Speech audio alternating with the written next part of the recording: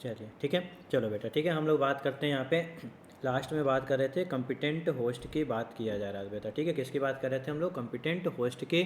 तो यहाँ पे हम लोग बात किया था कम्पिटेंट होस्ट, यानी हम क्या करेंगे, ऐसे होस्ट की तलाश करेंगे, ऐसे होस्ट की जिसमें हम क्या करें, RDNA को ईजिली ट्रांसफ़र कर सकें और वो होस्ट क्या कर सके, उसकी कॉपीज़ बना सके, उसकी क्या करे, कॉपीज़ बना सके, उसको बोलते हैं हम लोग कम्पिटेंट होस्ट बोला जाता है, ठीक है। चलो, तो पहला हमारा यहाँ पे कि जब हमको ट्रांसफ़र करना है RDNA को होस्ट सेल में, क्या करना है, ट्रांसफ़र करना है, ठीक है। तो RDNA को जब ट्रांसफ़र करना है तो पहला आएगा प्लाज्मा मेम्ब्रेन। उसका प्लाज्मा मेम्ब्रेन क्या होगा, कॉम्पैक्ट अरेंजमेंट होता है। क्या होता है हमारा, कॉम्पैक्ट अरेंजमेंट होता है। तो उसको अब ट्रांसफ़र करने के लिए प्लाज्मा मेम्ब्रेन्स को क्या करना पड़ा, थोड़ा लूज हो जाए तो हम क्या करेंगे, RDNA अंदर डाल देंगे। तो पहला यहाँ पे है हीट शॉक ट्रांसफॉर्मेशन बोला जाता है, ठीक है। एक क्वेश्चन आपको नीट में भी पूछा जाता है, इसे क्या करते हैं, हमारा नीट में भी क्वेश्चन आता है, हीट शॉक ट्रांसफॉर्मेशन, ठीक है। तो इसमें हम लोग लिख लेते हैं क्या करना है हमको। देखो अब देखो यहाँ पे थोड़ा सा पहले जानकारी आपको बता देते हैं, इन्फॉर्मेशन देते हैं। हीट शॉक के लिए यहाँ पे पहले मिनरल्स का यूज किया जाएगा। किसका यूज किया जाएगा, मिनरल्स का यूज किया जाता है। मिनरल्स कौन सा होगा, कैल्शियम+2।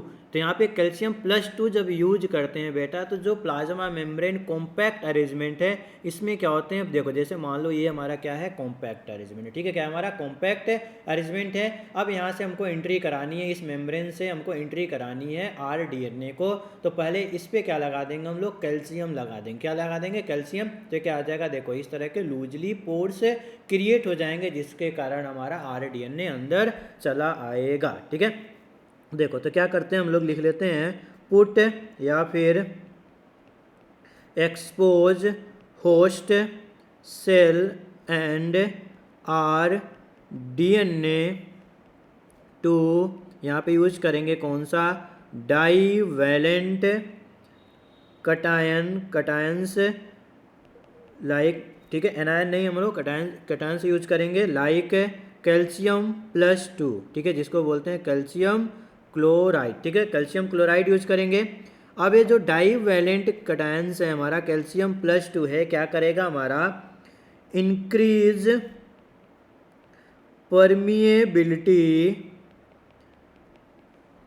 Of host cell. क्या करता है, परमिबिलिटी को क्या करता है हमारा, इंक्रीज कर देता है, ठीक है। परमिबिलिटी यानी एक जगह से दूसरे जगह जाने के लिए, ट्रांसफर के लिए, उसी को क्या बोलते हैं हम लोग, परमिएबिलिटी बोला जाता है। Host cell for DNA by allowing, ठीक है, अलाउ कर देगा हमारा पोर इन सेल वॉल, ठीक है। प्लाज्मा मेम्ब्रेन हो या फिर सेल वॉल, तो उसमें क्या करेगा, कैल्शियम डाईवैलेंट कटायन जो यूज कर रहे हैं वो क्या करेगा, पोर्स क्रिएट कर देगा, जिससे जो RDNA है, ठीक है, RDNA है वो क्या होगी, उसकी परमिबिलिटी क्या हो जाएगी, इंक्रीज कर देगा, अलाउ कर देगा कि हाँ आप अब अंदर आ सकते हो, ठीक है। यानी कैल्शियम जो है क्या, एक आई कार्ड की तरह यूज किया जा रहा है। कैल्शियम जैसे आप कहीं पे एंट्री करने जा रहे हो, ठीक है, कहीं पे ऐसे जगह पे जहाँ पे मतलब लार्ज है, मतलब फंक्शन है, बड़े फंक्शन, तो कई जगह ऐसे होते हैं जहाँ VIP व्यवस्था होती है, वहाँ पे आपको कार्ड की रिक्वायरमेंट पड़ती है, या फिर इन्विटेशन कार्ड की रिक्वायरमेंट पड़ती है, या फिर आप कोचिंग क्लासेज में जाते हो, तो जैसे आप लोग बात करें, नीट का एग्जाम देने जाओगे तो वहाँ पे एडमिट कार्ड के बिना, एडमिट कार्ड के आपको एंट्री नहीं मिलेगी, ठीक है। तो इसी तरह यहाँ पे कैल्शियम क्या करा है, एक एंट्री कार्ड की तरह यूज किया जा रहा है, किसके लिए, किसके बीच में, होस्ट सेल और RDNA के बीच में, ठीक है। अब देखो जैसे मान लो कि यहाँ पे होस्ट सेल है, क्या है हमारा, होस्ट सेल है हमारा, ये भी है, और हमारा यहाँ पे भी होस्ट सेल है हमारा, ये होस्ट सेल को बना दिया सेल वॉल, ठीक है। ये हो गया हमारा कौन सा, होस्ट सेल। यहाँ पे एग्जाम्पल में कौन सा ले लिया हमारा, कोलाई ले लिए, क्या लिए हम लोग, एस्चेरिचिया कोलाई लिए, खुद का इसके पास खुद का DNA होगा। अब इस पे यदि हम लोग यूज कर दें कैल्शियम क्लोराइड, ठीक है, क्या किए हम लोग, कैल्शियम क्लोराइड का यूज कर दिए, तो अब ये क्या करेगा, कैल्शियम क्लोराइड इसको एंट्री करा देगा, पोर्स क्रिएट करेगा। तो यदि पोर्स क्रिएट कर रहा है तो हमारा यहाँ पे मान लेते हैं, यहाँ पे दूसरे पेन से ले लेते हैं, ये हमारा RDNA था, कौन सा दिया हमारा RDNA, क्या हो जाएगा, अटैच्ड डीएनए क्या हो गया हमारा, अटैच्ड हो गया। क्या हो गया हमारा, आरडीएनए क्या हो गया हमारा, अटैच्ड हो गया। ठीक है, अब आरडीएनए अटैच्ड हो गया कहाँ पे, हमारा होस्ट सेल पे। ठीक है, अब इसको हीट शॉक ट्रीटमेंट देंगे। क्या देंगे हम लोग, हीट शॉक ट्रीटमेंट यहाँ पे हम लोग अप्लाई करेंगे। ठीक है, पहले क्या करेंगे, ठंडा करेंगे, फिर इसको क्या देंगे, हीट देंगे, यानी ठंडा गर्म, इसी को बोलते हैं हीट शॉक बोलते हैं। ठीक है, क्या बोलते हैं, हीट शॉक बोला जाता है, इसको क्या बोलते हैं हम लोग, हीट शॉक बोला जाता है। पहले ठंडा करेंगे, फिर क्या करेंगे हम लोग, गर्म करेंगे। ठीक है, और कितना टेम्परेचर 42 डिग्री सेंटीग्रेड तक ही गर्म करेंगे, 42 डिग्री सेंटीग्रेड तक ही हम लोग हीट देंगे। ऐसा नहीं कि 100 डिग्री तक दे दिए जिससे होस्ट सेल ही टूट टाट गया। ठीक है, ऐसा नहीं करना है कि होस्ट सेल को ही ब्लास्ट करा दिए तुम। ठीक है, तो क्या करना है, 42 डिग्री सेंटीग्रेड तक ही हम लोग क्या कर सकते हैं, हीट देना है। अब जैसे हीट देते हैं तो हमारा, जैसे मान लो कि ये क्या था, हमारा होस्ट सेल था, हमारा ये भी होस्ट सेल का मेम्ब्रेन है, इसमें इसका खुद का, ठीक है, ये हमारा, ये इस तरह बना लेते हैं। ठीक है, खुद का इसके पास डीएनए है, और हमारा वाला वो हमारा अंदर आरडीएनए पहुंच गया। ठीक है, हमारा अब इसको बोलेंगे, यदि हमारा डीएनए, ठीक है, आरडीएनए इसके अंदर पहुंच गया, होस्ट सेल के अंदर पहुंच गया, तो इसको बोलते हैं हम लोग ट्रांसफॉर्म्ड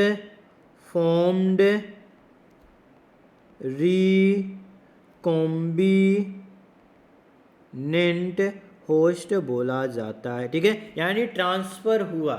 ठीक है, ट्रांसफर तो हुआ, क्या हुआ ट्रांसफर, जो आरडीएनए था। ठीक है, तो ट्रांसफर हुआ आरडीएनए कहाँ पे, होस्ट सेल के अंदर। तो अब इस सेल को क्या बोलेंगे, ट्रांसफर रिकॉम्बिनेंट होस्ट सेल बोला जाता है। ठीक है, यानी दूसरे का डीएनए यहाँ पे हम लोग ट्रांसफर करा दिए कॉम्पिटेंट होस्ट में। अब ये होस्ट कैसा हो गया, कॉम्पिटेंट होस्ट हो गया। अब ये होस्ट जैसे ही डिवीजन करेगा तो हमारा आरडीएनए भी इसके अंदर रिप्लिकेट होगा, रिप्लिकेट होने के साथ साथ ऑफ स्प्रिंग में भी ट्रांसफर होगा। इसी को बोलते हैं हम लोग हीट शॉक ट्रीटमेंट बोला जाता है। ठीक है, चलो, ये हमारा पहला तरीका हो गया कॉम्पिटेंट होस्ट सेल में आरडीएनए को डालने का। ठीक है, पहला एक क्वेश्चन पूछा जाता है। ठीक है, सेकंड, वो भी इंपॉर्टेंट है हमारा, यहाँ से भी क्वेश्चन आपको पुट करते हैं। यहाँ से होस्ट सेल में कैसे हम लोग जो आरडीएनए को कैसे ट्रांसफर करते हैं, इसके बारे में क्वेश्चन आपको पूछा जाता है। ठीक है, अब आ जाओ सेकंड की बात करेंगे, तो other method of gene transfer. ठीक है, other method of gene transfer, क्या और मेथड हैं कि हम जीन को ट्रांसफ़र कर सकें, एक जगह से दूसरे जगह पे ट्रांसफ़र किया जा सकता है। ठीक है, तो हम लोग बात करते हैं अदर मेथड में, हमारा पहला है जिसको बोलते हैं हम लोग वेक्टर मेडिएटेड जीन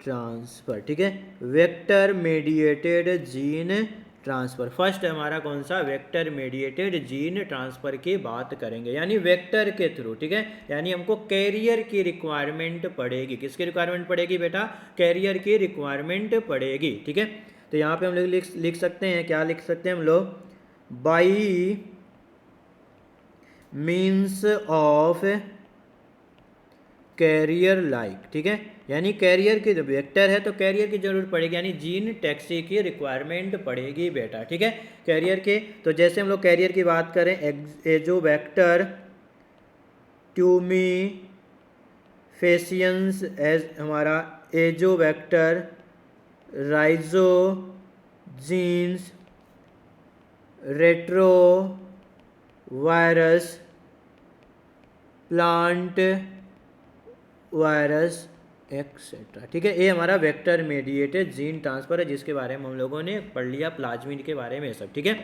सेकंड यहाँ पे हमारा होगा, सेकंड की बात करेंगे तो कौन सा होगा हमारा, वेक्टरलेस, यानी वेक्टरलेस जीन ट्रांसफर। ठीक है, सेकंड की हम बात करेंगे वेक्टरलेस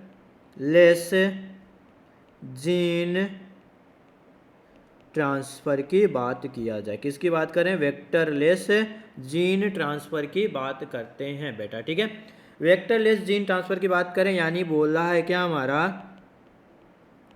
डायरेक्ट जीन ट्रांसफ़र की बात कर रहा है। किसकी बात कर रहा है? हमारा डायरेक्ट जीन ट्रांसफ़र की बात कर रहा है यहाँ पे बेटा, ठीक है। यानी डायरेक्ट, यानी हमको कैरियर की रिक्वायरमेंट यहाँ पे नहीं ज़रूरत है, कैरियर की रिक्वायरमेंट नहीं है यहाँ पे, ठीक है।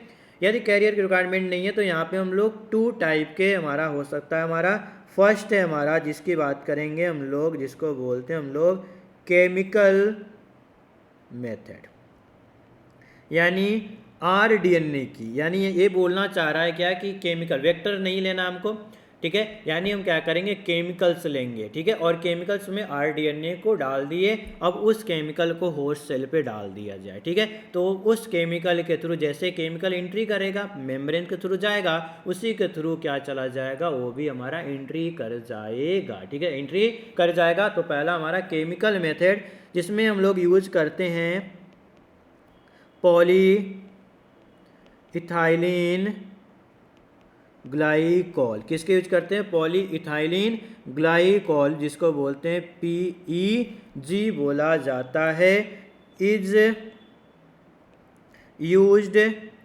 Into insert rDNA into protoplast, ठीक है, या फिर प्रोटोप्लास्ट या लिख सकते हैं हम लोग प्लांट सेल, ठीक है। ये पहला हमारा है केमिकल मेथड यूज कर लिया गया, ठीक है। सेकंड की बात करेंगे बेटा, यहाँ पे ये केमिकल मेथड है, सेकंड बोलते हैं हम लोग, ठीक है, जिसको लिख लेते हैं हम लोग केमिकल के बाद केमिकल। दूसरा कौन सा हो सकता है हमारा? Physical method. सेकंड कौन सा हमारा? फिजिकल मेथड होता है, ठीक है। सेकंड क्या होता है हमारा? फिजिकल मेथड होता है, ठीक है। सेकंड कौन सा हमारा? फिजिकल मेथड की बात किया जा रहा है, ठीक है। किसकी बात कर रहे हैं हम लोग? फिजिकल मेथड की बात किया जा रहा है बेटा, ठीक है। चलो, तो हम लोग फिजिकल मेथड से कैसे हम क्या करेंगे, इंट्रोड्यूस कराएंगे, इंसर्ट कराएंगे आरडीएनए को होस्ट सेल में। तो यहाँ पे फर्स्ट आता है, जिसको बोलते हैं हम लोग जीन गन। ये बहुत बार क्वेश्चन पूछा गया, और फिजिकल मेथड से नीट में आपको कई बार क्वेश्चन पूछे जाते हैं, ठीक है। पहला जीन गन, या फिर दूसरा नाम इसको बोलते हैं बायोलिस्टिक मेथड बोला जाता है, या फिर बोलते हैं हम लोग पार्टिकल बम्बार्डमेंट मेथड भी बोला जाता है, ठीक है। पार्टिकल बम्बार्डमेंट मेथड भी बोला जाता है, जीन गन, या फिर बोलते हैं बायोलिस्टिक मेथड भी बोला जाता है, ठीक है। अब इससे, ठीक है, इसमें बात करें कैसे हम लोग ट्रांसफ़र करते हैं, जीन को ट्रांसफ़र किया जाएगा हमारा, ठीक है। तो यहाँ पे रुक जाओ, जीन गन, ठीक है। अब यहाँ से कैसे ट्रांसफ़र करेंगे हम लोग होस्ट सेल में आरडीएनए को, ठीक है। अब देखो जीन गन, यहाँ पे क्या लेंगे हम लोग? बुलेट लेंगे। जैसे मान लो कि ये पेन है हमारा, ये बुलेट है, ठीक है। इसके ऊपर जैसे मान लो ये वायरस है, ये हमारा कौन सा? आरडीएनए है, ठीक है। अब बुलेट लेंगे, और बुलेट के ऊपर क्या करेंगे? इस डीएनए को ऐसे रोल कर देंगे, ठीक है। जैसे मान लो ये हमारा आरडीएनए था, इसको रोल अप कर दिए, इसके ऊपर क्या कर दिए हम लोग? रोल अप कर देंगे, इस तरह लगा दिए, और उसके बाद क्या करेंगे? यहाँ से जीन हमारा क्या करेंगे? गन को, बुलेट को फायर कर देंगे, और डायरेक्ट क्या करेगा? हमारा जो रोल किया था उसको लेके हमारा न्यूक्लियस के बाद, जैसे यहाँ से फायर किए, और ये न्यूक्लियस, इसके ऊपर क्या है हमारा? रोल अप था, कौन सा हमारा?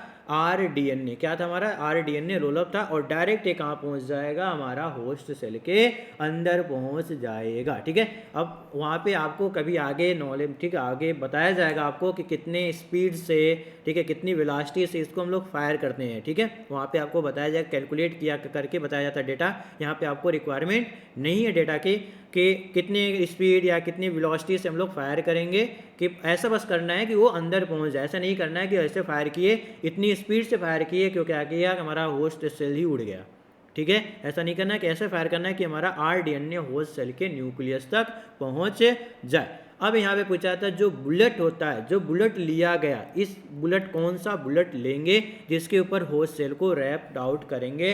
तो गोल्ड या टंगस्टन का लिया जाता है। किसका लेते हैं हम लोग? गोल्ड या टंगस्टन का बुलेट लेते हैं, उसी का बना होना चाहिए, ठीक है। एक कंडीशन है आपका कि उसी का बना होना चाहिए, उसके ऊपर हम क्या करेंगे? रोल अप करेंगे हो आरडीएनए को, ठीक है। तो लिख लेते हैं, ठीक है, कि are DNA coated gold and tungsten bullets, ठीक है, are fire very high velocity into a, कहाँ पे यूज करते हैं इसका, प्लांट सेल। मोस्टली पूछा जाता है कि प्लांट सेल में फिजिकल मेथड में कौन सा यूज करते हैं, जीन गन या बायोलिस्टिक मेथड प्लांट सेल में यूज करते हैं, या फिर हमारा बात करें कैंसरस एनिमल सेल में यूज किया जाता है फिजिकल मेथड, ठीक है, कैंसरस सेल में यूज, एनिमल सेल में यूज करते हैं, ठीक है। ये हो गया हमारा सेकंड। हमारा इसमें और बात करेंगे, पहला हो गया फिजिकल मेथड में, सेकंड की बात करेंगे तो इसको बोलते हैं हम लोग इलेक्ट्रोपोरेशन, ठीक है, इलेक्ट्रोपोरेशन यानी हम क्या करेंगे, इलेक्ट्रिक करंट प्रोवाइड करेंगे, ठीक है, यानी जैसे इलेक्ट्रिक करंट प्रोवाइड करेंगे तो उसके अंदर पोर्स क्रिएट होंगे और उसके कारण हमारा आरडीएनए होस्ट सेल के अंदर पहुंच जाएगा। इलेक्ट्रिक पोरेशन यानी इलेक्ट्रिक पोर यानी ऐसा इलेक्ट्रिक करंट देंगे जिससे पोर क्रिएट हो जाएगा, उसके कारण हमारा होस्ट सेल के अंदर आरडीएनए पहुंच जाएगा, ठीक है। तो इलेक्ट्रिक पोरेशन में लिख सकते हैं हम लोग टेम्प्रोरी, ऐसा नहीं देंगे, ठीक है, कि वो हमेशा पोर्स ही हो जाए, ठीक है, टेम्प्रोरी पोर्स क्रिएटेड इन, किस में यूज कर रहे हैं, देखो मेनली प्लांट सेल में, प्लांट सेल बाई, कैसे होगा, बाई पासिंग इलेक्ट्रिक करंट, ठीक है, इलेक्ट्रिक करंट के थ्रू पोर्स क्रिएट हो जाएगा जिसके कारण हम लोग आरडीएनए को होस्ट सेल के अंदर इंट्रोड्यूस कर सकते हैं या फिर इंसर्ट कर सकते हैं, ठीक है। चलो नेक्स्ट हमारा थर्ड की बात करेंगे, हमारा थर्ड सी आता है हमारा, जिसको बोलते हैं हम लोग माइक्रो इंजेक्शन मेथड, ठीक है, क्या बात करते हैं हम लोग, माइक्रो इंजेक्शन मेथड की बात किया जाता है, ठीक है, यानी माइक्रो इंजेक्शन यानी इंजेक्शन लेंगे, ठीक है, इंजेक्शन लेंगे और माइक्रो इंजेक्शन छोटा सा, ठीक है, ऐसा नहीं इतना छोटा सा, ठीक है, यानी पतली इंजेक्शन लेंगे, जैसे वैक्सीन लगवाए होगे आप लोगों ने तो वहाँ पे देखा होगा, वैक्सीन लगवाने के लिए जो इंजेक्शन यहाँ पे लगाया जाता है वो कैसा होता है, माइक्रो होता है, छोटा सा होता है, ठीक है, बट जैसे आप लोगों का टिटनेस है या फिर ऐसे नॉर्मली इंजेक्शन लगाते हो बेटा तो वहाँ पे थोड़ा सा, ठीक है, उसका थिकनेस थोड़ी बड़ी होती है, ठीक है, मोटी होती है, तो यहाँ पे माइक्रो इंजेक्शन का यूज किया जाएगा बेटा, जिससे क्या करेंगे हम डायरेक्ट इंजेक्शन में क्या करेंगे, होस्ट सेल को लोड करेंगे और उसको क्या करेंगे, इंजेक्ट कर देंगे किसमें, होस्ट सेल में, आरडीएनए को लोड किए, आरडीएनए को इंजेक्शन में लोड किए और इंजेक्ट कर देंगे होस्ट सेल में डायरेक्ट, ठीक है। अब देखो यहाँ पे भी लिख लेते हैं क्या होता है हमारा, देखो यहाँ पे rDNA is injected directly into the, कहाँ पे करेंगे, न्यूक्लियस ऑफ प्लांट एंड, किसमें हमारा, दोनों में, एनिमल सेल में। माइक्रो इंजेक्शन के थ्रू हम लोग आरडीएनए को इंजेक्ट कर देंगे न्यूक्लियस में, डायरेक्टली कहाँ पे इंजेक्ट करना है, न्यूक्लियस में इंजेक्ट करना है, प्लांट व एनिमल सेल में, ठीक है, प्लांट व एनिमल सेल में क्या करेंगे हम लोग, इंजेक्ट कर दिया जाएगा, ठीक है, बाई, किसके थ्रू, बाई यूज ऑफ, यहाँ पे लिखा है माइक्रो इंजेक्शन, किसके थ्रू, माइक्रो इंजेक्शन, या फिर उसे बोलते हैं हम लोग माइक्रो पीपेट, ठीक है। अब देखो जैसे मान लो कि ये होस्ट सेल है, ठीक है, दूसरे पेन से थोड़ा बना लेते हैं, ये हमारा होस्ट सेल है, ठीक है, ये थोड़ा राउंड हो जाए, ये होस्ट सेल है और उसका ये हमारा न्यूक्लियस है, ठीक है, सेंटर में क्या है हमारा, न्यूक्लियस है हमारा, ठीक है। अब इसको पहले क्या करेंगे, इसको होल्ड करेंगे, हम लोग पकड़ के रखेंगे कि ये अपने पोजीशन से हिले ना, यानी सक्शन लगा देंगे कि ये देखो होल्डिंग हमारा, ये होल्ड कर दे, न्यूक्लियस को क्या किए, होल्ड कर दिया गया, ठीक है, यानी सक्शन लगाया गया इस पर, ठीक है, क्या लगाया गया, सक्शन किए, ही लेना। अब यहाँ पे क्या करेंगे हम लोग, माइक्रो इंजेक्शन छोटा सा बना लेते हैं, बस ऐसे डायग्राम, ठीक है। डायग्राम पे ज़्यादा फोकस मत करना कि सर लो आपका इंजेक्शन ही नहीं बना, बहुत छोटा है, ठीक है। देखो, ठीक है, अब ये नीडल्स है, ठीक है, ये क्या है हमारा नीडल्स, ठीक है। इस पे आपको इस तरह देखा होगा कि कोड्स लिखे होते हैं। अब इसमें क्या किए हम लोग, ये हमारा हो गया न्यूक्लियस, यानी किसका, हमारा होस्ट सेल का न्यूक्लियस है, और इसमें लोड कर दिए हम लोग आर डीएनए को, ठीक है। और इसको न्यूक्लियस को होल्ड करके रखेंगे एक पोजीशन पे, ठीक है, ऐसा नहीं कि इधर उधर जाता रहे। जैसे आप लोग जाते होगे डॉक्टर पे, ठीक है, जब यहाँ से ब्लड निकालता है तो डॉक्टर क्या बोलता है, इसको पकड़ के रखता है, ठीक है, एक जगह आप इसको बंद करता है और यहाँ पे, ठीक है, वो लगाते हैं, ठीक है, टेप से लगाते हैं उस बड़े से, ठीक है, क्या बोला जाता है उसके बारे में बाद में बताया गया। और यहाँ पे आपको होल्ड करके रखना है, क्या करते हैं, एक पोजीशन पे होल्ड करके रखा जाता है, जिससे क्या करता है, वो ब्लड को यहाँ से निकाला जाता है, ठीक है। यदि आप ऐसे से करते रहोगे तो नीडल कहीं और लग सकती है, इसलिए तो उसको कहता है कि होल्ड करके रखिए एक पोजीशन पे, जिससे हम वहाँ से क्या करेंगे, आराम से वहाँ से ब्लड को निकाल सकते हैं। तो उसी तरह यहाँ पे जो होल्ड करके पोजीशन रखते हैं उसको बोलते हैं सक्शन बोला जाता है, ठीक है। अब ऐसा जो है हमारा माइक्रो इंजेक्शन किस में यूज करते हैं हम, आरडीएनए को डालने के लिए क्वेश्चन पूछा जाता है, तो यहाँ पे क्लाउड स्टोरेज करके लिख लिया जाता है बेटा। ये पूछा था हम लोग किस में यूज करते हैं, used in eggs and ovum, या फिर जाइगोट एंड एम्ब्रियो, ठीक है। ये क्वेश्चन पूछा था कि जो माइक्रो इंजेक्शन का यूज जो किया था कहाँ पे, एग या ओवम या फिर जाइगोट या एम्ब्रियो में किया जाता आरडीएनए को इंट्रोड्यूस कराने के लिए होस्ट सेल में, ठीक है, ठीक है। और होस्ट सेल को पहले हम क्या, पहला काम है उसको एक पोजीशन पे फिक्स करके रखना, ठीक है। इस हमारा माइक्रो इंजेक्शन का पहला जो रिक्वायरमेंट है, हम क्या करेंगे कि उसको एक पोजीशन पे फिक्स करके रखेंगे, ठीक है। चलो, ये हो गया हमारा। अब जानते होगे कि डीएनए क्या होता है, हमारा निगेटिव चार्ज होता है। डीएनए क्या होता है, हमारा निगेटिव चार्ज, आप लोगों ने पहले पढ़ लिया है, ठीक है। तो उसमें क्या होगा, हमारा हाइड्रोफिलिक एंड हाइड्रोफोबिक नेचर्स होते हैं, आप लोग जानते हो, हाइड्रोफोबिक एंड हाइड्रोफिलिक। हाइड्रोफिलिक यानी जो क्या करेगा, फिलिक मतलब क्या होता है हमारा, हाइड्रो मतलब वाटर लविंग, और हाइड्रोफोबिक मतलब होता है फोबिया, यानी पानी से डर लगता है, ठीक है। तो ये सब जानते हो आप लोग, ठीक है। अब देखो, अब जो यहाँ पे मोस्ट इंपॉर्टेंट टॉपिक्स आपको पूछा जाएगा, आप पढ़ना है हमको आगे, ये हम लोगों ने ट्रांसफ़र कर दिया, ठीक है। फिजिकल मेथड से, वेक्टर मेथड से, केमिकल मेथड से सारे चीज़ें हम लोगों ने पढ़ लिया, ये होस्ट सेल के अंदर डाल दिया, ठीक है। अब हम कैसे, ये सब क्या है हमारे माइक्रो नैनो टेक्नोलॉजी, ये सब चीज़ें हैं, ठीक है, माइक्रोस्कोप से ऑब्जर्व किया जाएगा इसको। अब हम कैसे आइडेंटिफाई करेंगे कि जो होस्ट सेल है उसके अंदर हमारा डीएनए गया, आरडीएनए गया कि नहीं गया, या प्लाज्मिड ही सिर्फ चला गया, या फिर प्लाज्मिड आरडीएनए को लेके गया, या कुछ भी नहीं गया, इसको हमको आइडेंटिफाई करना होगा, ठीक है। नहीं तो हमारा एक्सपेरिमेंट क्या हो जाएंगे, सारे के सारे बेकार हो जाएंगे, ठीक है, कोई फ़ायदा नहीं है हमारा, ठीक है। तो हम लोग पहले उसको आइडेंटिफाई कर लें, यानी सेलेक्ट कर लें कि कौन सा सेल रिकॉम्बिनेंट है, कौन सा नॉन रिकॉम्बिनेंट है, या फिर ट्रांसफॉर्म्ड हुआ कि नहीं, या फिर नॉन ट्रांसफॉर्म्ड है हमारा सेल, ठीक है। यानी देखो नाम हमारे क्या पूछे जाए, ट्रांसफॉर्म या नॉन ट्रांसफॉर्म, यानी यदि ट्रांसफॉर्म हुआ तो उसे ट्रांसफॉर्म बोलेंगे। अब कुछ भी हुआ ट्रांसफर, या फिर प्लाज्मिड हुआ या फिर आरडीएनए उसके बाद, ठीक है। यदि कुछ भी नहीं हुआ तो उसे बोलेंगे नॉन ट्रांसफॉर्म बोला जाएगा।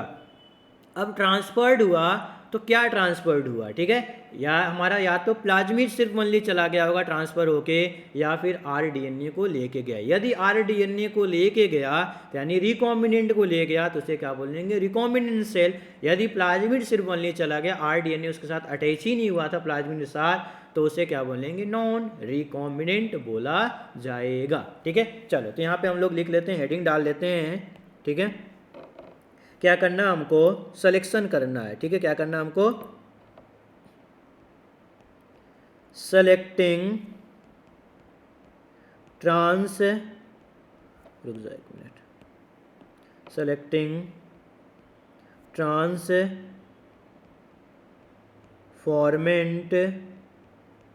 फ्रॉम नॉन ट्रांसफॉर्मेंट, या फिर रिकॉम्बिनेंट फ्रॉम नॉन रिकॉम्बिनेंट, ठीक है। ये हो गया हमारा, यहाँ पे हम लोगों ने पढ़, ये हमारा इम्पोर्टेंट पॉइंट्स होते हैं फॉर नीट के लिए व्यू से, और आपको समझना भी है कैसे चेक करेंगे, ठीक है।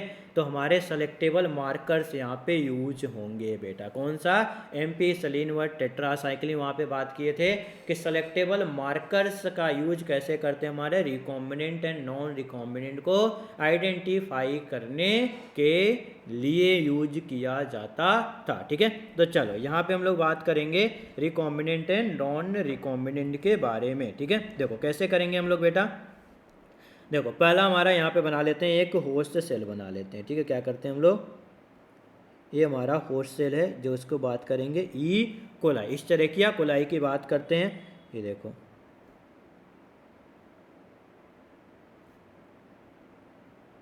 ये हो गया हमारा इस तरह के कोलाई, इसका खुद का डीएनए, ये किसका खुद का डीएनए है, ई कोलाई। ये हमारा बात करते हैं कौन सा, हमारा होस्ट सेल है, ठीक है। क्या हमारा होस्ट सेल है, ठीक है। अब देखो यहाँ पे बात करें तो यहाँ पे हमारा ए प्लाज्मिड है, ठीक है। ये क्या हमारा प्लाज्मिड है, इसके ऊपर हमारा ये डीएनए है, ठीक है। ये डीएनए है, इसको क्या बोलेंगे, आर डीएनए, रिकॉम्बिनेंट डीएनए, यानी रिकॉम्बिनेंट हो गया कोई डीएनए दूसरा आके प्लाज्मिड के साथ जुड़ गया, ठीक है। सेकेंड हमारा, या तो यहाँ पे प्लाज्मिड होगा ओनली फॉर, एक ऐसा हो गया हमारा, ये प्लाज्मिड इधर पड़ा हुआ है, ठीक है।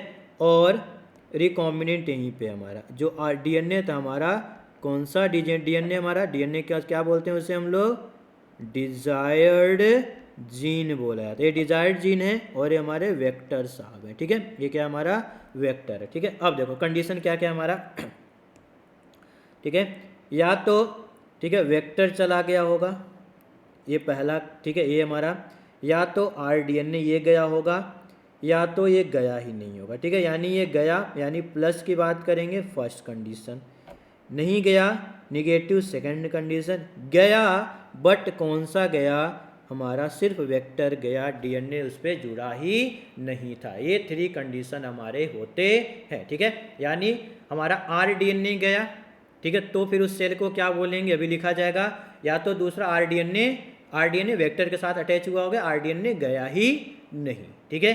थर्ड, गया ट्रांसफर्ड हुआ बट वेक्टर ओनली ट्रांसफर्ड हुआ, ठीक है, उसके साथ वेक्टर के साथ डिजायर्ड जीन अटैच ही नहीं हुआ था, सिर्फ वेक्टर ही ट्रांसफर हो गया, वेक्टरलेस मेथड से या फिर वेक्टर मेथड से, वेक्टरलेस मेथड में कौन सा हो गया, केमिकल या फिजिकल मेथड से, किसी भी तरीके से, ठीक है। यहाँ पे थ्री कंडीशन है, ठीक है। अब देखो थ्री कंडीशन को लिखते हैं हमारा, कि जो फर्स्ट कंडीशन दिया गया आपको, फर्स्ट कंडीशन में क्या है हमारा, फर्स्ट कंडीशन बोल रहा है कि ये जो सेल है हमारा, ठीक है, ये सेल है हमारा, होस्ट सेल है हमारा, इसके अंदर हमारा देखो पहले बना लेते हैं, तीनों होस्ट सेल बना लेते हैं। यहाँ पे थ्री कंडीशन है हमारे, तो तीनों कंडीशन को यहाँ पे ड्रॉ कर लिया जाता है, ठीक है। देखो ये हमारा होस्ट सेल जान रहे हो मोस्टली कौन सा होगा, हमारा ई कोलाई होगा, ठीक है। इसका खुद का डीएनए, ये खुद का डीएनए, ठीक है। अब देखो कंडीशन दे रहा है हमारा,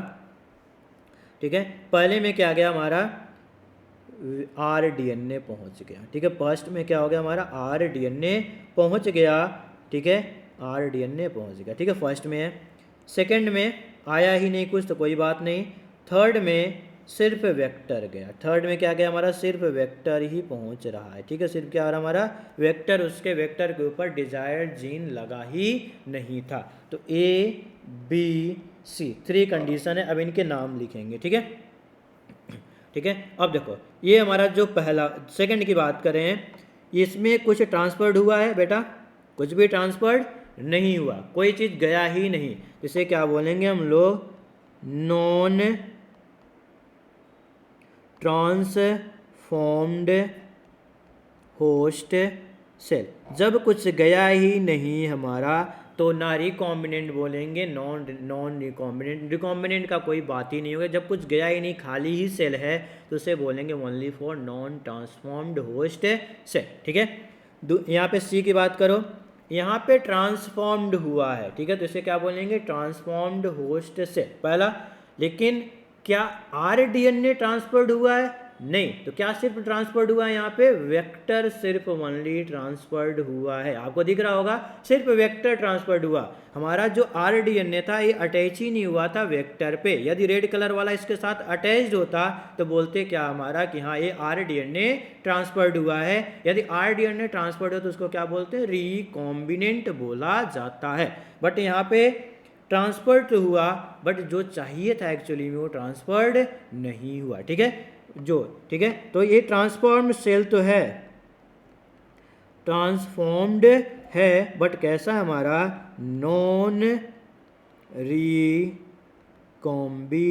है। कैसा हमारा, नॉन रिकॉम्बिनेंट होस्ट सेल है। कैसा हमारा, नॉन रिकॉम्बिनेंट होस्ट सेल है, ठीक है। इसकी बात करें यहाँ पे, इसमें कैसा हमारा, ये कैसा हुआ, इसमें भी कुछ तो अंदर गया है, कुछ तो ट्रांसफॉर्म्ड हुआ है, ठीक है, ट्रांसफॉर्म्ड हुआ है। क्या अंदर गया है, तो आरडीएनए गया है। यदि आरडीएनए ट्रांसफॉर्म्ड हुआ है तो उसे बोलेंगे हम लोग रिकॉम्बिनेंट बोला जाएगा होस्ट सेल, ठीक है, क्या बोलेंगे हम लोग, रिकॉम्बिनेंट होस्ट सेल। तो ये 3 सेल आपको कैसे पहचानने हैं कि किस सेल को हम लोग रिकॉम्बिनेंट बोलेंगे, किस सेल को ट्रांसफॉर्म्ड बोलेंगे, किसको नॉन ट्रांसफॉर्म्ड बोलेंगे, किसको नॉन रिकॉम्बिनेंट बोला जाएगा, ठीक है। ये हो गया हमारा, ये हमको ऐसा अभी नेमिंग बता रहे हैं आपको, ठीक है। लेकिन हम इसके भी आइडेंटिफाई कैसे करेंगे कि गया है कि नहीं गया, ये तो हमको एक ऐसा सेल का नाम है कि सेलेक्ट किया गया कि इसको ट्रांसफॉर्म, इसको नॉन रिकॉम्बिनेंट करेंगे, बट इसको भी चेक आउट करना पड़ेगा। चेकआउट के लिए हमारे पास क्या है, सेलेक्टेबल मार्कर्स हैं कि हम चेक करेंगे कि हाँ ये सेल ट्रांसफॉर्म्ड है कि नहीं है। तो ये हमको, ये तो यहाँ पे भी आपको नीमिंग बताई गई है आपको कि कन्फ्यूजन ना हो किस सेल को ट्रांसफॉर्म बोलेंगे, किसको नॉन ट्रांसफॉर्म, किसको रिकॉम्बिनेंट, किसको नॉन रिकॉम्बिनेंट, ये बता दिया गया आपको कि इस सेल को ऐसे ऐसे नाम दिए जाते हैं। अब इसको चेक करेंगे हम लोग, इसका कैसे चेकआउट करेंगे, कोई सेल ये जो नाम दिया गया है कैसे हम लोग चेकआउट करेंगे, तो हम लोग यूज करेंगे जो एंटीबायोटिक रेजिस्टेंस जीन था, जिसकी बात करें एम्पीसिलिन व टेट्रासाइक्लिन का यूज करेंगे और चेक करेंगे कि ये सेल ट्रांसफॉर्म है, नॉन ट्रांसफॉर्म है, रिकॉम्बिनेंट या नॉन रिकॉम्बिनेंट होता है, ठीक है। चलो तो हेडिंग डाल लेते हैं यहाँ पे बेटा, selection using antibiotic resistance gene, ठीक है, selection using antibiotic resistance gene की बात किया जाए। किसकी बात करें हम लोग, selection using antibiotic resistance gene की बात किया जाएगा, ठीक है। अब देखो थोड़ा सा यहाँ पे पहले हम थोड़ा सा छोटा सा यहाँ पे लिख लेते हैं कि जैसे मान लो ये होस्ट सेल है, क्या हमारा होस्ट सेल है, ठीक है। पिछले लेक्चर में हम लोगों ने देखा था, तो यहाँ पे थोड़ा सा ऑब्जर्व कर लेते हैं कि ये हमारा होस्ट सेल है जिसको बोलते हैं ई कोलाई, ठीक है, क्या बोला जाएगा, इस तरह किया कोलाई। लेकिन इसके पास ना एम्पीसिलिन होता है ना टेट्रासाइक्लिन होता है रेजिस्टेंस, लेकिन इसके लिए कोई वर्क नहीं करता है, इसके लिए रेजिस्टेंस नहीं है, खुद के लिए रेजिस्टेंस नहीं है, दूसरे को प्रोवाइड कर रहा है, ठीक है, ऐसा चीज़ें हैं और सही है, हमारे लिए यूज हो रहा है, बायोटेक्नोलॉजी में तो यूज कर रहा है। तो ई कोलाई देखो कितना हमारे लिए यूजफुल है, इंपॉर्टेंस है हमारे लिए, ठीक है। सेकेंड इसी के साथ ले लेंगे PBR322, ठीक है। PBR322 में हमारे बात किए थे कि हमारे कितने होते हैं, हमारे एक होता है यहाँ पे जिसकी बात करेंगे हम लोग, अरे यहाँ पे, ठीक है,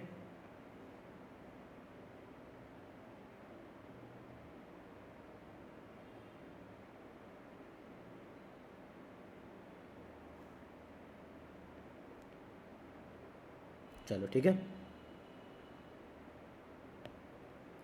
अब देखो यहाँ पे इस तरह बात करेंगे तो यहाँ पे क्या था हमारा एम्पीसिलिन, और इधर बात करेंगे तो कौन सा था हमारा टेट्रासाइक्लिन, दो हमारे थे सेलेक्टेबल मार्कर, ठीक है।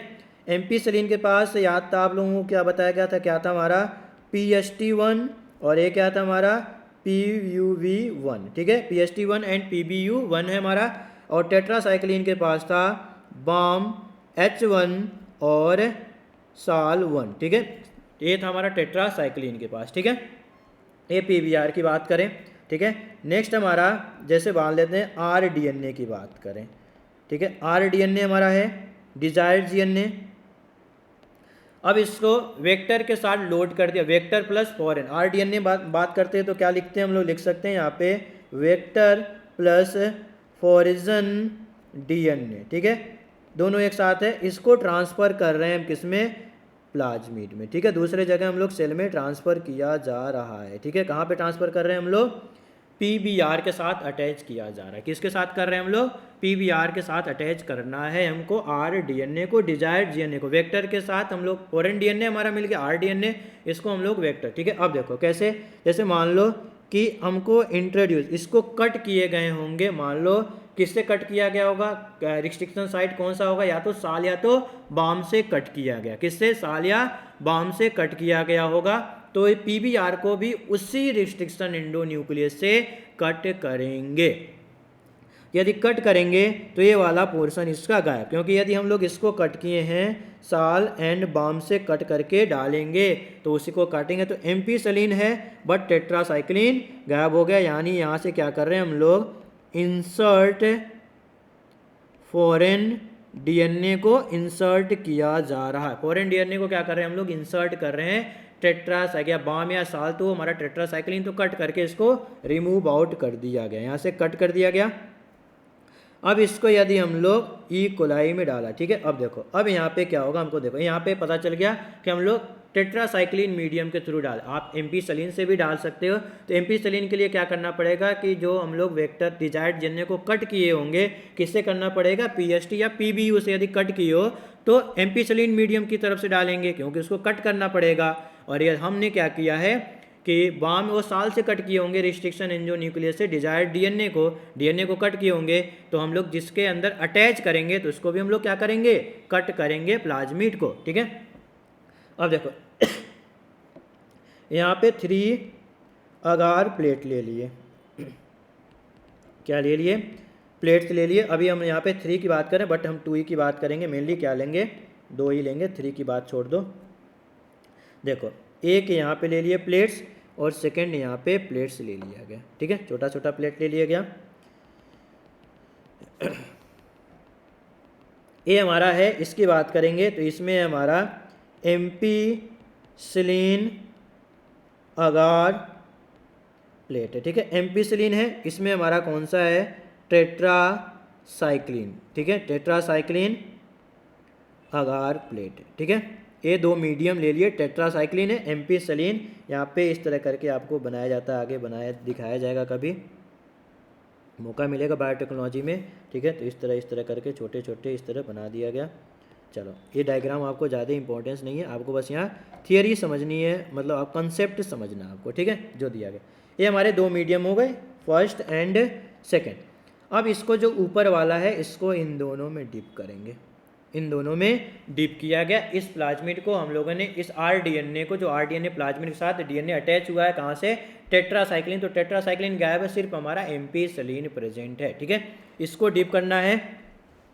नेक्स्ट हमारा ई कोलाई को भी डिप करना है, ठीक है। हमारा इसको डिप कर ही रहे हैं, ई कोलाई को भी डिप करेंगे हमारा, ठीक है। किसको डिप करेंगे, ओनली फॉर ई कोलाई को भी दोनों मीडियम में डिप कराना है और इसको भी दोनों मीडियम में डिप कराना है, ठीक है। यानी तीनों को, ठीक है, हम क्या करेंगे, डालेंगे, ठीक है। अब देखो डालने के बाद हमको यदि, देखो पहला रिजल्ट हमारा, पहला रिजल्ट, ठीक है, यदि दोनों मीडियम में डाला गया, हमको पता नहीं है, हमको क्या किए कि माइक्रो इंजेक्शन के थ्रू, इलेक्ट्रिक पोरेशन के थ्रू, बायोलिस्टिक गन के थ्रू, यानी वेक्टर के थ्रू, किसी भी थ्रू, फिजिकल, केमिकल या वेक्टर के मीडियम से हम लोगों ने होस्ट सेल के अंदर डाल दिया गया। अब उस होस्ट सेल, हमको पता नहीं है कि rDNA गया है कि नहीं गया है, उस होस्ट सेल को लेके अब क्या करेंगे, हम लोग लेंगे, नॉर्मली बात करें, होस्ट सेल को लेंगे और इसके दोनों के मीडियम में डाल देंगे, ठीक है। दोनों मीडियम में डालेंगे, किसमें, एम्पीसिलिन व टेट्रासाइक्लिन में डाला गया, ठीक है। एम्पीसिलिन व टेट्रासाइक्लिन मीडियम में डाला गया। तो देखा गया हमारा, यहाँ पे क्या देखना, ऑब्जर्व करने को मिला हमको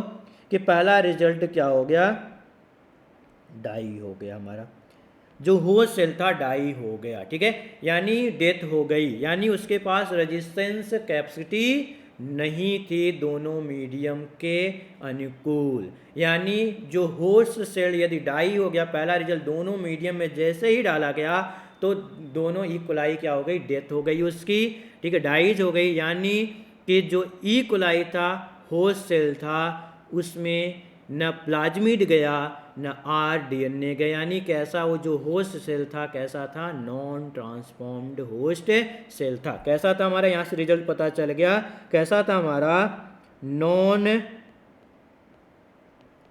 ट्रांसफॉर्मेंट था। कैसा था हमारा, नॉन ट्रांसफॉर्मेंट था, ठीक है। यानी ई कोलाई में कुछ भी नहीं गया था, ठीक है। पहला ये हमको पता चल गया। ये दोनों मीडियम लिए एम्पेसिलिन और टेट्रासाइक्लिन और होस्ट सेल में जिसमें हम लोग इंट्रोड्यूस कराए थे। अब चेक करना है गया कि नहीं गया, ठीक है।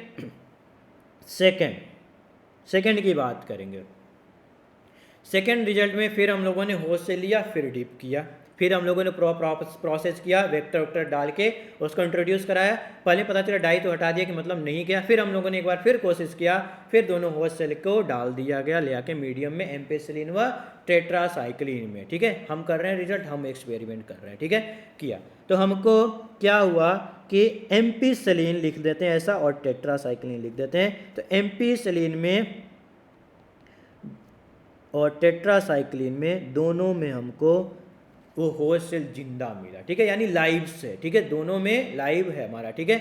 यानी यदि लाइव है तो हमको यहाँ से रिकॉल होता है, यदि क्या है, लाइव से हैं, जिंदा है, दोनों मीडियम में टेट्रासाइक्लिन व एम्पेसिलिन दोनों मीडियम में वो जिंदा है। यानी सेल में के अंदर क्या है, जो होस्ट सेल है उसके अंदर रेजिस्टेंस पावर है, किसके खिलाफ, एम्पेसिलिन व टेट्रा। वैसे ई कोलाई के नॉर्मली ई कोलाई के पास कोई रेजिस्टेंस पावर नहीं होता है, ठीक है। बट यहाँ पे देखा गया कि जो ई कोलाई है इसके पास रेजिस्टेंस पावर आ गया, किसके खिलाफ, एम्पेसिलिन व टेट्रासाइक्लिन मीडियम के पास, ठीक है, दोनों के खिलाफ रेजिस्टेंस पावर है। यानी उसमें कुछ तो ऐसा ट्रांसफर हुआ जिसके ई कोलाई के अंदर रेजिस्टेंस पावर आ गया।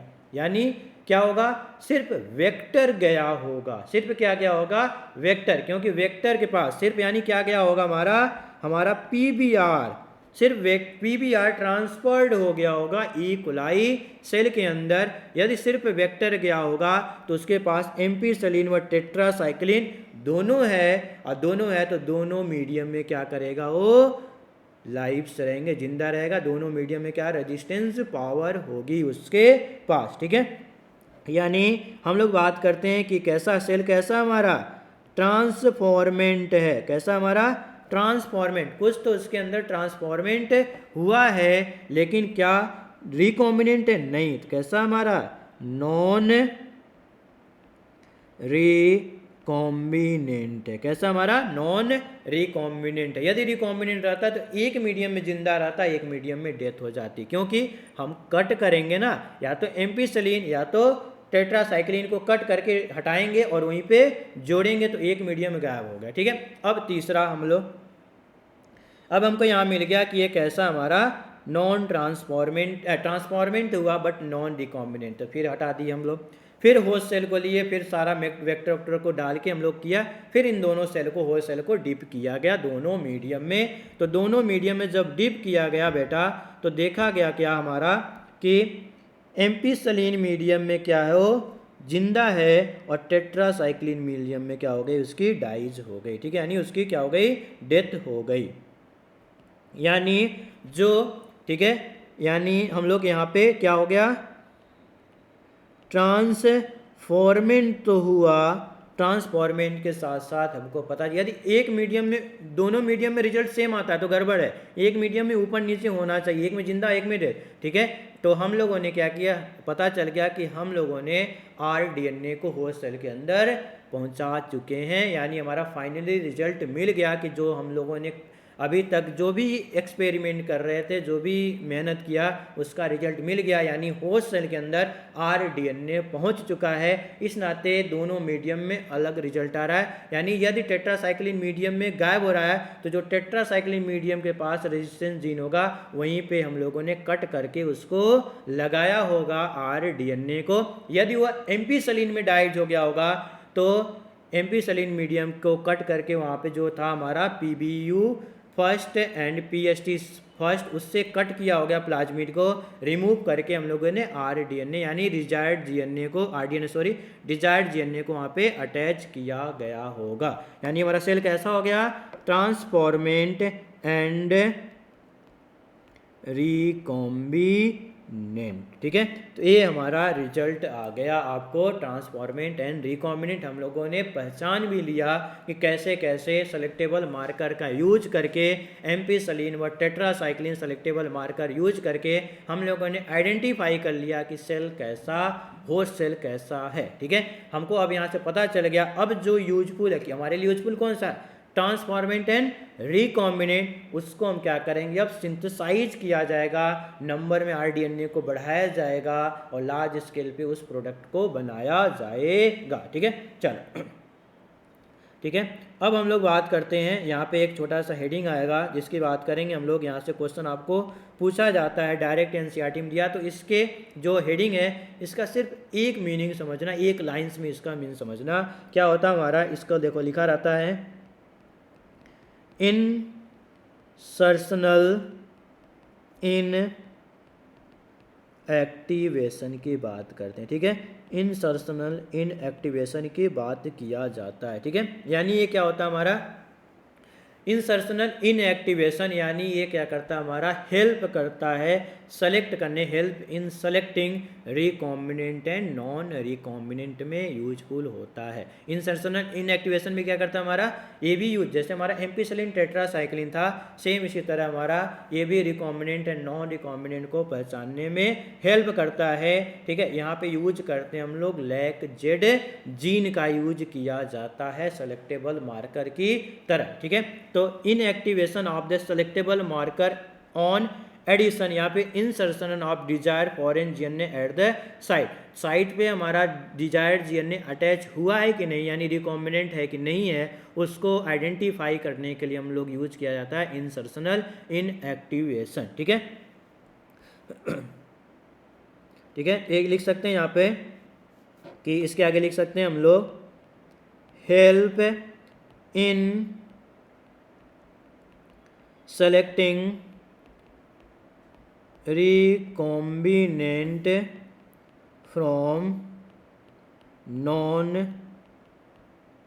recombinant। ठीक है, रिकॉम्बिनेंट एंड नॉन रिकॉम्बिनेंट में, ठीक है, आइडेंटिफाई करने में हेल्प करता हमारा इंसर्शनल इन एक्टिवेशन। अब यहाँ पे एक आता हमको क्वेश्चन बहुत बार पूछा गया है, जिसको बोलते हैं हम, इसी से रिलेटेड है, जिसको बोलते हैं हम लोग ब्लू वाइट सिलेक्शन। ठीक है, यानी ब्लू वाइट सिलेक्शन के बेसिस पे, ठीक है, कलर के बेसिस पे अब हम लोग दूसरा हम लोग सेलेक्टिंग करेंगे यहाँ पे कि कलर के बेसिस पे आइडेंटिफाई करेंगे कि वो सेल रिकॉम्बिनेंट है कि नॉन रिकॉम्बिनेंट है। उसके लिए हम लोग यूज किया जाएगा insertional activation lack Z gene का यूज किया जाएगा। ठीक है, और ये क्या होता है, सिंगल स्टेप है, क्या है हमारा सिंगल स्टेप सेलेक्शन, क्या हमारा सिंगल स्टेप फॉर सेलेक्शन है हमारा। जैसे बात करें यूज किसका करेंगे हम लोग, यहाँ पे लिख लेते हैं यूज की बात करेंगे तो किसका यूज करेंगे हमारा inactivation of lac Z gene. ठीक है, और लैक जेड जीन का काम क्या होता है बेटा, एंजाइम बीटा ग्लैक्टोसाइडेज का काम होता है। क्या होता है हमारा, बीटा ग्लैक्टोसाइडेज का काम होता है। ठीक है, चलो अब हम लोग यहाँ पे पीबीआर यूज नहीं करेंगे पीबीआर यूज क्योंकि उसके पास क्या है, एम्पिसिलिन व टेट्रासाइक्लिन है। यहाँ पे यूज करना है कौन सा, हमारा लैक जेड जीन की बात किया जा रहा है बेटा। किसकी बात कर रहे हैं हम लोग, लैक जेड जीन की बात किया जा रहा है। ठीक है, तो लैक जेड जीन की बात करेंगे तो यहाँ पे हम लोग वेक्टर यूज करेंगे। ठीक है, कौन सा हम लोग वेक्टर यूज करेंगे, जिसको बोलते हैं PUC8। किसका यूज करेंगे हम लोग, PUC8 का यूज किया जाएगा। ठीक है, PUC8। अब ये क्या होता है PUC8, तो ये हो गया हमारा कौन सा, P से मीन्स हो गया हमारा प्लाज्मिड, UC से हो गया हमारा यूनिवर्सिटी ऑफ कैलिफोर्निया, ठीक है, यूनिवर्सिटी ऑफ कैलिफोर्निया। और 8 जानते होगे क्या हो गया हमारा, एक्सपेरिमेंट नंबर 8, ठीक है। तो वहीं से नाम लिया गया वेक्टर। ये वेक्टर के साथ हम किसका यूज करेंगे, लैक जेड जी, ठीक है। यानी हम लोग देखो इस तरह बात करेंगे,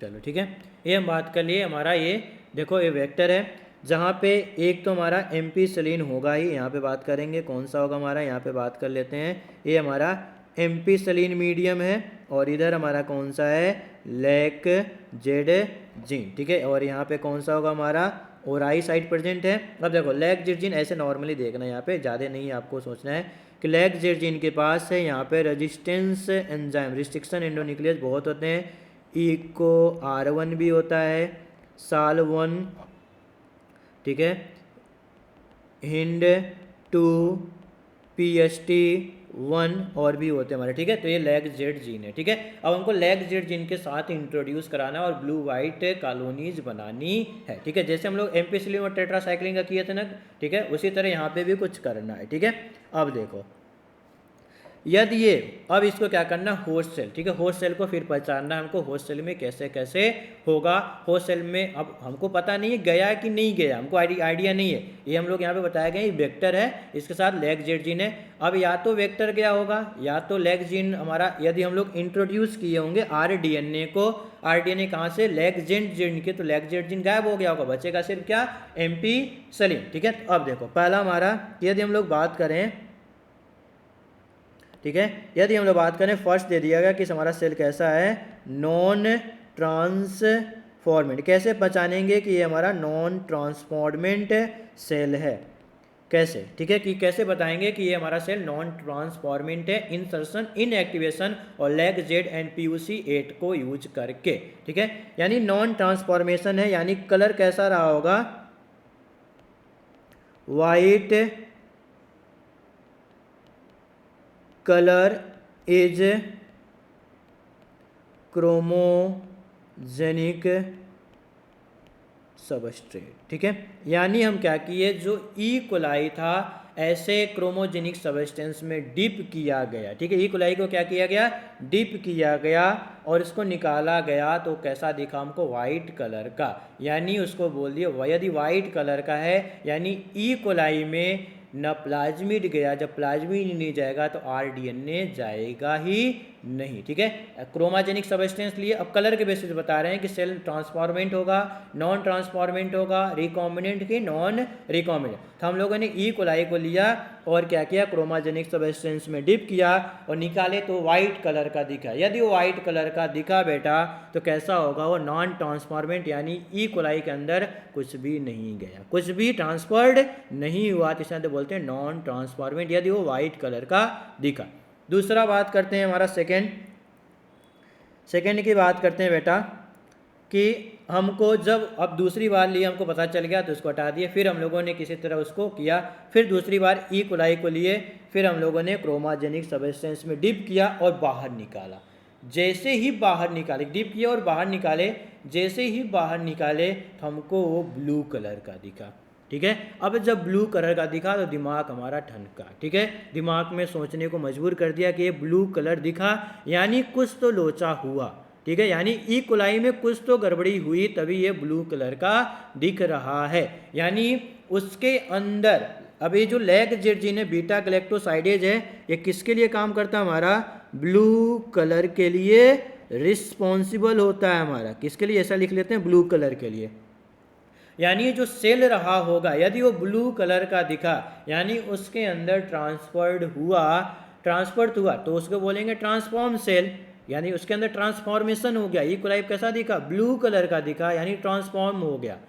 अब ट्रांसफॉर्म में क्या रिकॉम्बिनेंट है कि नॉन रिकॉम्बिनेंट, यदि लैक जेड जीन प्रेजेंट है बेटा तो कैसा देगा, ब्लू कलर का, यानी हमारा कैसा सेल हो गया, नॉन रिकॉम्बिनेंट, यानी लैक जेड जीन भी प्रेजेंट है और एम्पीसिलिन भी प्रेजेंट है, यानी इसके अंदर कोई भी इंसर्ट डिजायर्ड DNA नहीं गया है यदि वो कैसा है, नॉन रिकॉम्बिनेंट है। ठीक है, यदि गया होता तो लैग जेड जीन गायब हो जाता, यदि लैग जेड जीन गायब हो जाता तो कलर नहीं देता, क्योंकि लैग जेड रिस्पॉन्सिबल है किसके लिए, ब्लू कलर के लिए रिस्पॉन्सिबल है। ठीक है, तो सेकंड जो मिला हमको, सेकंड लिखते हैं कैसा हो रहा हमारा सेल, ट्रांसफॉर्मेंट, और दूसरा लिखा गया नॉन रिकॉम्बिनेंट। कैसा था हमारा, no transformant and non recombinant, यानी कलर कैसा दिया हमारा, ब्लू कलर विथ किसके साथ, क्रोमोजेनिक सबस्ट्रेट के साथ, किसके साथ, क्रोमोजेनिक सबस्ट्रेट के साथ कैसा दिया हमारा, ब्लू कलर का दिया। ठीक है, यानी ट्रांसफर्ड हुआ बट नॉन रिकॉम्बिनेंट गया। ठीक है, अब थर्ड की बात करें, थर्ड में हमको कलर फिर मिला, वाइट कलर मिला, क्या मिला, वाइट कलर का मिला। ठीक है, वाइट कलर मिला बट वहाँ पे ट्रांसफॉर्मेंट। ठीक है, कैसा हमारा तीसरा कैसा हो गया हमारा, ट्रांसफॉर्मेंट एंड रिकॉम्बिनेंट। ठीक है, ट्रांसफॉर्मेंट एंड रिकॉम्बिनेंट, यानी यदि हम लोग बात करें ये PUC8 है, यहाँ पे जो लैक जेड जीन है इसको कट करके हटाया गया होगा और इंसर्ट इसके जगह पे किसको किया गया होगा, डिजायर्ड DNA को कट किया होगा, तो लैक जेड जीन तो एब्सेंट हो गया। यदि लैक जेड जीन एब्सेंट है तो कोई कलर नहीं आ पाएगा वहाँ पे। तो कलर कैसा आ गया वहाँ पे बेटा, कैसा हो गया हमारा, वाइट कलर विथ किसके साथ, क्रोमोजेनिक सबस्ट्रेट के साथ। ठीक है, यानी हमारा वहाँ पे इंसर्शन एक्टिवेशन हो गया लैग जेड जीन विथा गैलेक्टोसाइडेज। ठीक है, चलो तो ये हो गया हमारा, यदि इंसर्ट किया, जब हम बोले थे ना कि जिस रिस्ट्रिक्शन एंजाइम से हम लोग डिजायर्ड DNA को कट करेंगे, उसी रिस्ट्रिक्शन एंडोन्यूक्लिएज से हम लोग प्लाज्मिड को भी कट करेंगे। ठीक है, तो यानी लैग जेड के पास जो रिस्ट्रिक्शन साइट थे उसी में से किसी से कट किया गया होगा डिजायर्ड DNA को, तो हम लोग उसी साइट पे जाके हम लोग प्लाज्मिड को कट करेंगे। अनदर का हम लोग कोई रिस्ट्रिक्शंस नहीं, क्योंकि स्टिकी एंड मिलना है तभी दोनों आपस में तो जुड़ेंगे, नहीं तो लाइगेज एंजाइम क्या करेगा, जोड़ ही नहीं पाएगा, क्योंकि उनके बीच में बॉन्डिंग कराना है। ठीक है, चलो तो ये हो गया हमारा ब्लू वाइट कॉलोनी, जो NCERT में आपको दिया गया, सेंटेंस में लिख के दिया गया, यहाँ से आपको समझा दिया गया ब्लू एंड वाइट कॉलोनी। ठीक है, इसको एक बार और रिकॉर्डिंग को देखना आप लोग लेक्चर को। ठीक है, तो आपको ब्लू एंड वाइट कॉलोनीज अच्छे से और भी समझ में आ जाएगी और इससे क्वेश्चन आपको पूछा जाता है। ठीक है, चलो तो ये हमको पता चल गया सारे चीज़ें कि रिकॉम्बिनेंट नॉन रिकॉम्बिनेंट दोनों तरीके से हम लोगों ने आइडेंटिफाई कर लिया गया बेटा। ठीक है, अब इसके बाद आता है कुछ, हम यहाँ पे लिख लेते हैं प्रोसेस ऑफ RDNA टेक्नोलॉजी, एक पॉइंट में लिखते हुए चलते हैं। तो जो जो पॉइंट पढ़ लिए हैं और कौन सा बचा है उसके आगे बात करेंगे। तो यहाँ पे हम लोग लिख लेते हैं प्रोसेस ऑफ RDNA टेक्नोलॉजी। ठीक है, प्रोसेस ऑफ RDNA टेक्नोलॉजी की बात करें तो फर्स्ट था जिसमें बात करते थे हम लोग, करना है आइसोलेशन ऑफ DNA। ठीक है, स्टेप क्या क्या इन्वॉल्व होंगे प्रोसेस ऑफ RDNA टेक्न, आइसोलेशन ऑफ DNA, पहले हमको आइसोलेट कर लेना है DNA, यानी कौन सा DNA आइसोलेट करना, हमको डिजायर DNA को आइसोलेट कर लेना है। ठीक है, दूसरा, ठीक है, क्या करना हमको, fragmentation of DNA and plasmid with किसके साथ, रिस्ट्रिक्शन एंडो न्यूक्लियस, यानी उस DNA को कट कर लेंगे और प्लाज्मिड को कट कर लेंगे रिस्ट्रिक्शन एंडो न्यूक्लियस से। ये भी हम लोगों ने प्रोसेस देखा।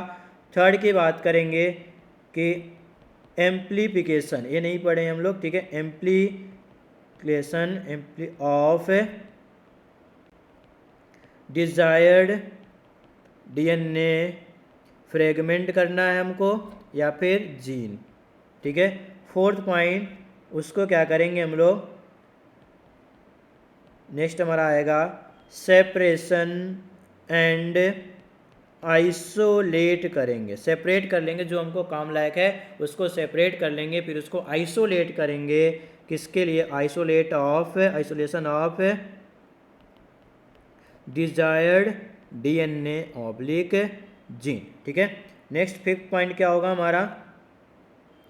उसको आइसोलेट करने के बाद जोड़ देंगे, उस दोनों के क्या करेंगे? जोड़ देंगे। हमको पता चल गया कि हाँ ये हमारा रिकॉम्बिनेंट नॉन रिकॉम्बिनेंट इसमें पहुंचा है कि नहीं पहुंचा, सब सारी चीज़ें देखेंगे अभी आगे देखेंगे। लिगेशन ऑफ क्या करेंगे? Desired DNA. ठीक है, डीएनए विथ किसके साथ? वेक्टर के साथ, लाइगेज एंजाइम का यूज करके। ठीक है, उसको जोड़ दिए प्लाज्मिन के साथ, उसको क्या कर दिया हम लोग? सेपरेट कर लिए, एम्पलीफिकेशन डिजायर्ड डीएनए। ठीक है, फिर उसको क्या किया? सेपरेट आइसोलेट कर लिए डिजायर्ड डीएनए, हाँ यही है हमारा। ठीक है, सारी चीज़ें पता कर लिए कि हाँ ये डिजायर्ड डीएनए माइक्रो फ्री है, सारा चीज़ें। उसको वेक्टर के साथ अटैच करेंगे और वेक्टर के साथ अटैच करने के बाद उसको ट्रांसफर करना है। ठीक है, किसमें? होस्ट सेल में। ठीक है, तो क्या करना है हमको? नेक्स्ट हमारा transformation of host cell with R DNA. यदि हम लोग उसको डिजायर्ड डीएनए को वेक्टर के साथ जोड़ दिए तो उसे क्या बोलेंगे? आर डीएनए बोला जाएगा, रिकॉम्बिनेंट डीएनए टेक्नोलॉजी। उसको ट्रांसफर कर देंगे, ट्रांसफर करने के बाद उसको कल्चर करेंगे लार्ज स्केल पे। ठीक है, कल्चर मीडियम में क्या करेंगे? उसको ग्रो कराएंगे लार्ज स्केल पे। ठीक है, तो हम क्या करेंगे? Culture of transformant host cell in a medium at large scale. Large scale पे उसको क्या करेंगे हम लोग? ग्रो कराया जाएगा। ठीक है, यदि ग्रो हो गया, हम लोगों को मिल गया लार्ज स्केल पे, फिर वहाँ से सेपरेट करके उसको निकाल लेंगे और मार्केट में लॉन्च कर दिया जाएगा। ठीक है, तो लिख लेते हैं, फिर क्या करेंगे हम लोग? Separation and purification of product. ठीक है, सेपरेट करेंगे और इसको प्यूरिफाइड करके उसको मार्केट में लॉन्च कर देंगे उस प्रोडक्ट को। ठीक है, तो ये चीज़ें होंगी हमारा। ठीक है, ये हमारे प्रोसेस होते हैं आर डीएनए टेक्नोलॉजी के। ठीक है, आइसोलेशन करेंगे। ठीक है, डीएनए के आइसोलेट किए, फिर फ्रेगमेंटेशन किए, उसका प्लाज्मिड को भी तोड़े, फिर एम्पलीफिकेशन किया, डिजायर्ड डीएनए के बारे में पता किए सारा चीज़ें। ठीक है, फिर उसको क्या किए हम लोग? सेपरेट करके उस सब चीज़ों को आगे बढ़ा। ठीक है, ये तो प्रोसेस हो गया हमारा, 8 प्रोसेस होते हैं हमारे। ठीक है, अब देखो यहाँ पे फर्स्ट हेडिंग डाल लेते हैं बेटा, कौन सा? Isolation of DNA. ठीक है, फर्स्ट हेडिंग कौन सा हमारा? Isolation of DNA. ठीक है, किसकी बात करें हम लोग बेटा? आइसोलेशन ऑफ डीएनए की बात किया जा रहा है। ठीक है, इसकी बात करेंगे हम लोग आइसोलेशन ऑफ डीएनए की। ठीक है, अब आइसोलेशन ऑफ डीएनए की यहाँ पे बेटा बात कर रहे हैं हम लोग, तो आइसोलेट करेंगे यानी सेल वाल को ब्रेक करेंगे, सेल मेम्ब्रेन को ब्रेक करेंगे, वहाँ से निकाला जाएगा। अब निकालेंगे कैसे? ठीक है, डीएनए को ब्रेक कर दिए थे, डीएनए को वहाँ पर हमको पता चल गया कि इस सेल में डीएनए हमारा प्रेजेंट है, डिजायर्ड डीएनए प्रेजेंट है, तो हमारे पास एंजाइम था, उसको ब्रेक करके ब्रेक करते हुए चले गए। अब उसको कैसे निकालेंगे इसके बारे में हम नहीं बताए थे। ठीक है, वहाँ पे कट किए थे सीजर के थ्रू, ऐसे कैसे वहाँ से उसको निकाला जाएगा, अब उसके बारे में यहाँ पे हम लोग बताया जाएगा। तो यहाँ पे फटाफट जो चीज़ें हम लोगों ने पहले कर लिया उसको लिखते चलते हैं कि क्या करेंगे? Cell to be broken break. ठीक है, सेल वॉल ब्रेकेज, उसको भी ब्रेक कर दिए। अब देखो कैसे निकालेंगे। ठीक है, देखो तो क्या करते हैं, देखो जैसे क्या होता है कि देखो अब क्या करेंगे, जैसे मान लो कि एक हमारा ये टेस्ट ट्यूब है। ठीक है, क्या हमारा टेस्ट ट्यूब है, इस तरह बना लेते हैं, थोड़ा सा बड़ा है टेस्ट ट्यूब हमारा। ठीक है, बीकर से हमारा, इसमें बैक्टीरियल कल्चर, बैक्टीरिया को कल्चर कर रहे हैं, बैक्टीरिया से ही निकालना है हमको, मान लो बैक्टीरिया से निकालना है। तो बैक्टीरिया को निकालेंगे, यहीं से निकाला तो पहले इसको क्या किए हम लोग, सेंट्रीफ्यूज किए, ठीक है। अब देखो यहाँ पे सेल मिला हमारा, ठीक है। ये हमारा है जिसे बोलते हैं इफेक्ट ऑफ सेल, यहाँ पे पड़ेगा। फिर यहाँ पे क्या होंगे, सेल फ्रेगमेंट में हो जाएंगे, क्या हो जाएंगे हमारे सेल फ्रेगमेंट। ये सब तो ज़्यादा नहीं पूछा जाएगा आप लोगों को। अब देखो निकालेंगे कैसे, ठीक है। कि मान लो कि ये हमारा बीकर्स है, ठीक है, ये बीकर्स है जिसके ऊपर ये हमारा यहाँ पे सबस्टेंस है और इसमें डीएनए प्रेजेंट है, ठीक है। इसमें क्या हमारा डीएनए। अब यहाँ से डीएनए को आइसोलेट करना है, ठीक है। डीएनए को हमको यहाँ से निकालना है, बाहर निकालना है।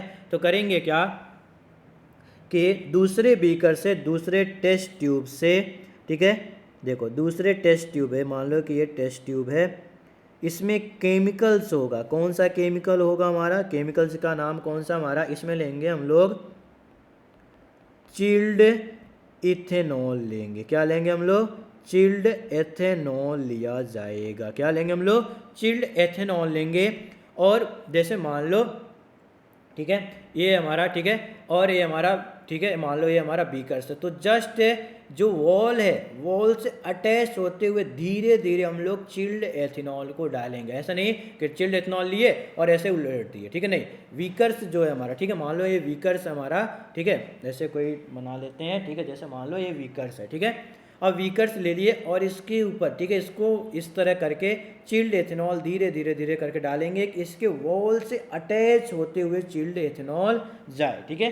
जैसे आप लोग क्या करो, कोई भी कलर्स लो, कलर्स को क्या करो, पानी में, वाटर में, ठीक है, एक वाइट ग्लास लेना, उस पर क्या करो, वॉल से अटैच होते हुए धीरे धीरे उसमें कलर्स डालो, ठीक है। तो क्या करता है, कलर ऊपरी सरफेस पे फैलता है, सरफेस पे, ठीक है, धीरे धीरे ऊपर ही पहले जाता है। तो जैसे ही चिल्ड इथेनॉल इसको सरफेस से अटैच करके डालते हैं तो चिल्ड इथेनॉल ऊपर के सरफेस से इस तरह दिखाई देने लगता है। चिल्ड इथेनॉल यहाँ पे आ गया और जैसे ही चिल्ड इथेनॉल यहाँ पे इकट्ठा होता है उसके नीचे हमारा डीएनए फ्रेगमेंट दिखने लगता है। डीएनए फ्रेगमेंट हमको दिख जाता है, ठीक है।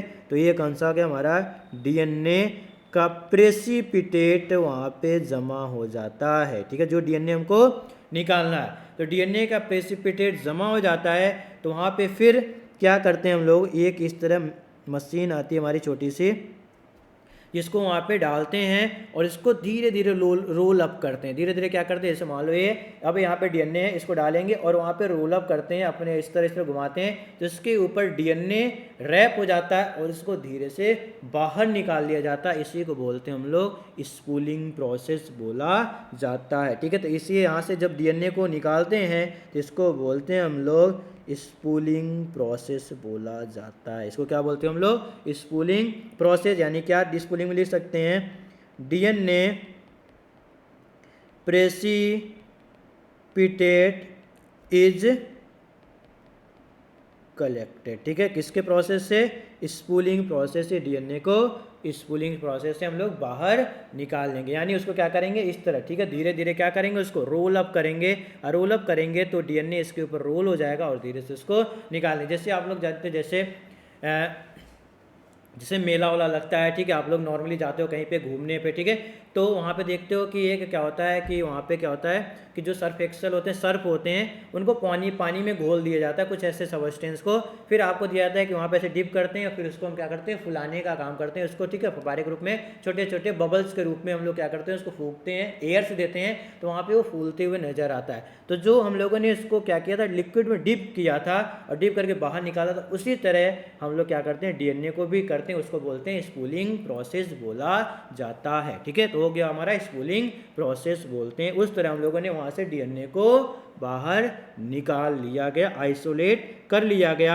अब जब डीएनए बाहर निकल गया तो अब रिस्ट्रिक्शन एंडोन्यूक्लियस से उसको क्या कर देंगे हम लोग, कट करना शुरू कर देंगे। कट करने के बाद हमको साइज पता नहीं है बेटा कि किस साइज में कट किया गया है, छोटे या बड़े, तो उसको भी हम लोग क्या करना है, सेपरेशन करना है, ठीक है। तो पहला हो गया आइसोलेशन। सेकंड था हमारा, सेकंड क्या करेंगे हम लोग, fragmentation of DNA with restriction endo nucleus, fragmentation of DNA with restriction endo nucleus, यानी हम छोटे छोटे पीसेस में उसको कट कर देंगे। किसके थ्रू कट करेंगे? जिससे हम लोग वेक्टर को जिससे कट करेंगे उसी एंजाइम से रिस्ट्रिक्शन को उसी एंजाइम से डिजायर्ड डीएनए को भी कट करेंगे। Vector is also cut by same restriction endo nucleus. ठीक है, थर्ड हमारा पॉइंट आएगा यहाँ पे, इसके अब क्या करेंगे वहाँ पे सेपरेशन एंड आइसोलेशन ऑफ, किसको ढूंढेंगे? डिजायर्ड डीएनए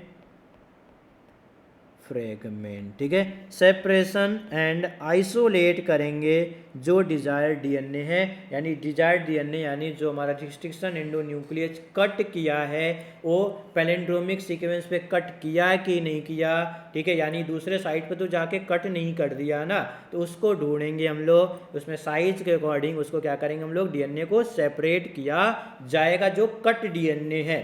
साइज के अकॉर्डिंग, डेंसिटी के बेसिस और चार्ज के बेसिस पे डीएनए को सेपरेट करेंगे, जिसके बारे में हम लोगों ने जेनेटिक्स में पढ़ा था। मॉलिक्यूलर बेसिस ऑफ इनहेरिटेंस में देखा गया था पिछले लेक्चर्स में हम लोगों ने।